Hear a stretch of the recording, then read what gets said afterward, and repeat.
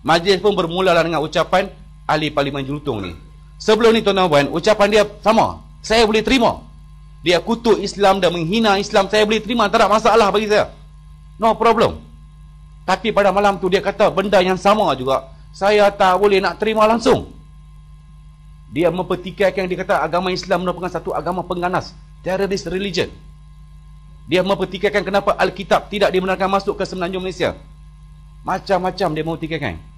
Benda yang sama dulu dia kata masa kempen di Sarawak. Bagi saya okey. Tapi malam tu tak tahu, saya rasa macam marah, geram. Saya duduk di meja yang keempat. Rasa tak puas hati, tapi saya diam. Saya mendiamkan diri. Datang pula seorang padri daripada Seri Aman.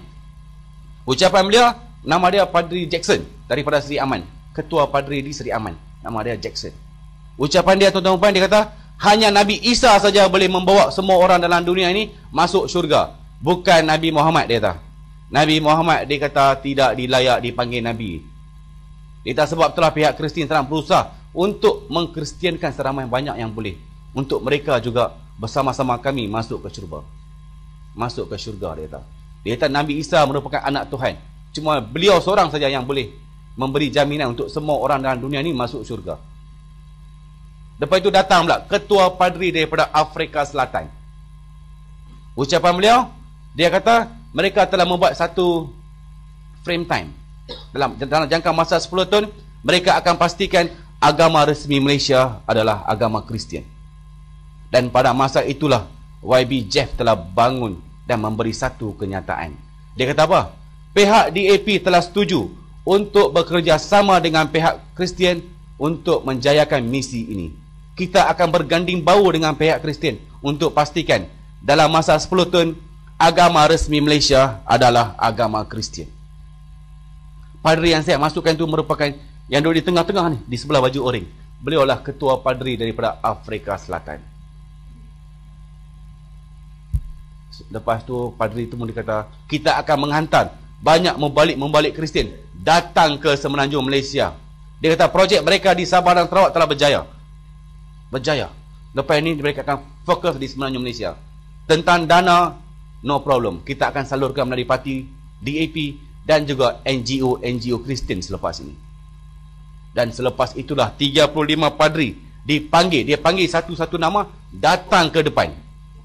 Buat satu bulatan. Ini dah cara mereka ingin berikrar, bersumpah dan berdoa. 3 dalam 1. Saya merakam segala-galanya apa yang berlaku pada malam tu. Saya merakam. Rasa tak puas hati. Nak keluar tak boleh, pintu tutup dah. Saya merakam segala-galanya. Dia panggil satu-satu nama datang ke depan, buat. Mereka ingin berdoa. Moral doa ni apa? Okey. Keamanan lah, kesejahteraan lah. Okey bagi saya. Dia doa lah macam biasa. Tetapi inilah kenyataan akhir yang dikeluarkan oleh padri itu. We must make sure Christian become an official religion in Malaysia. And we must make sure the next Prime Minister is a Christian. Gambar ini tuan, lebih jelas siapa yang terlibat. Tengoklah kedudukan ahli Parlimen Jelutong. Semasa beliau memberikan kenyataan akhbar, beliau kata semasa kejadian ini beliau sedang makan dan bermain iPad. Tapi tuan-tuan dan puan-puan boleh melihat di manakah kedudukan pemimpin-pemimpin DAP pada masa itu. Saya duk rakam tuan-tuan. Saya terkejut. Saya rasa macam saya ni terjaga dia pemimpin, saya rasa macam saya kenal macam satu penampang. Terjaga. Takkan disebabkan politik, disebabkan saya ni nak jadi calon PRU yang ke-13, disebabkan duit, takkan aku nak jual agama kot. Timbul satu kesedaran pada masa itu. Sebelum tu memang saya tak sedar langsung lah. Tak sedar, everything block. Everything saya block, saya tak boleh terima. Tapi malam tu timbul satu kesedaran. Rasa tak puas hati. Nak keluar tak boleh, pintu tutup kau. Saya tunggu sampai pukul 10.35. Pintu dibuka. Saya keluar terus, pergi ke tempat letak kereta saya. Masuk dalam kereta, saya duduk diam. Saya duduk hampir setengah jam dalam kereta, saya duduk sorang-sorang . Saya memikirkan tentang kejadian yang baru berlaku dengan kezaliman yang saya buat selama ini semasa saya berada dalam kerajaan negeri Pulau Pinang ni. Takkan disebabkan nak jadi calon, disebabkan dibayar gaji tinggi, aku nak jual agama. Itulah kali pertama dalam hidup saya, tuan-tuan puan, saya menangis untuk agama Islam. Kali pertama. Sebelum ni tak jahil. Kali pertama saya menangis. Menyesal. Hampir setengah jam saya duduk sorang . Selepas itu saya kembalilah ke rumah saya. 2 hari kehidupan saya ni tak menentu. Rasa tak puas hati. Tak puas hati. 2 hari juga saya tak pergi ke pejabat. Pejabat saya tingkat 28, pejabat Ketua Menteri Pulau Pinang. Isteri saya pun tanya saya, what happened to you? Pasal apa? You nampak semacam ya? Saya abang dia, saya ni korang sihat.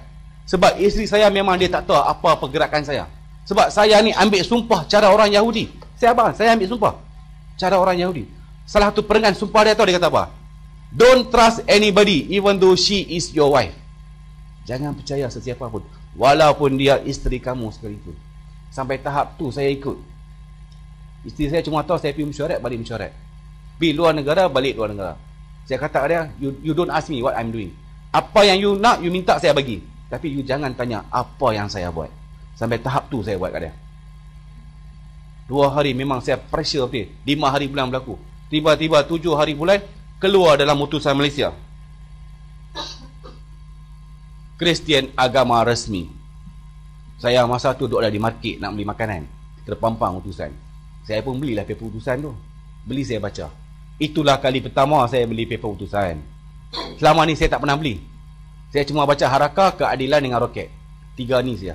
Lain semua saya tolak. Saya baca apa yang ditulis oleh wartawan tersebut.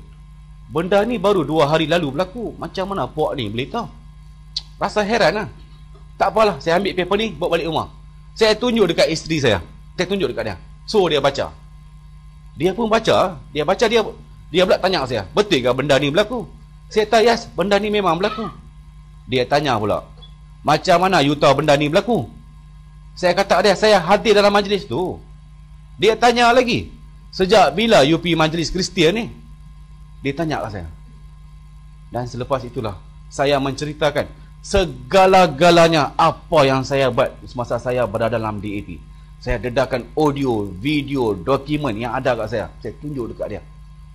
Yang orang Melayu memang tak tahu langsung apa yang kami duk buat. Saya mendedahkan segala-galanya. Dia menangis. Dia menangis, tuan-tuan. Dia tak dapat nak terima kata laki dia ni, suami dia buat perkara ni. Tahu dia kata apa kat saya? Tak sangka selama ni aku hidup dengan seorang pengkhianat. Isteri saya kata kat saya, you ni di depan saya terlalu elok, tapi di belakang you lah syaitan nombor 1, dia kata kat saya.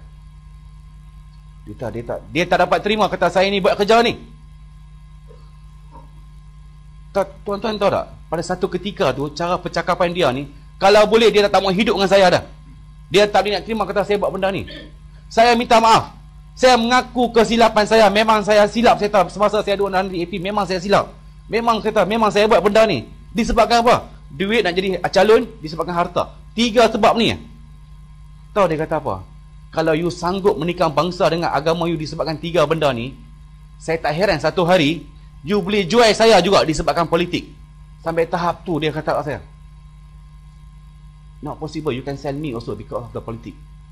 Sampai tahap tu dia kata kat saya. Saya minta maaf pada dia. Saya mengaku kesilapan saya. Saya konferensi dengan dia hampir 4 jam.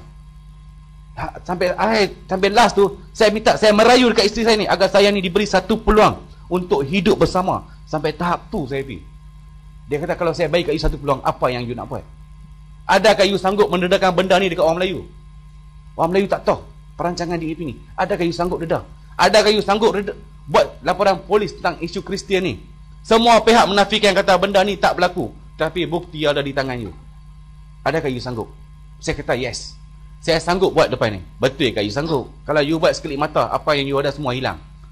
Saya kata saya lebih rela hilang harta ke wang ke daripada saya hilang agama selepas ni.